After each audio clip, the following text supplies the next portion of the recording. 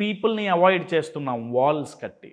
ఇంకొకటి ఏమవుతుందంటే too much of independence మీదకి మైండ్ వెళ్ళిపోతుందండి. అంటే వాళ్ళ మైండ్ ఎలా ఆలోచిస్తారంటే నాకెవరు అక్కర్లా, నేను సెల్ఫ్ సఫిషియెంట్, నాకెవరు అక్కర్లా, అంతా నాకు నేను చేసుకోగలను. కశ్యప్ తప్పేంటి అంటే నేను ఇందాకన్నా కదా, by nature we need connection and love. కానీ ఓన్లీ ఇక్కడ రెండు జరుగుతుంటాయి. అయితే ఓన్లీ డిపెండెంట్ ఆన్ సెల్ఫ్, లేకపోతే ఓన్లీ డిపెండెంట్ ఆన్ అదర్స్.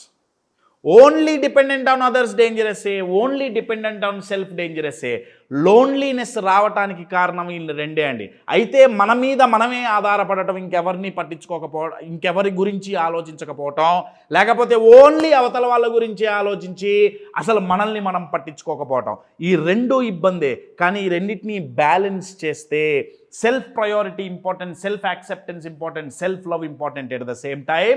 అది కొంచెం ఇచ్చుకొని బయట వాళ్ళతో కూడా కనెక్షన్ చాలా చాలా అవసరం అండి. ఇవి జరగాలి అంటే వాల్స్ని బ్రేక్ చేసి బౌండరీస్ ఏర్పాటు చేసుకోవాలి.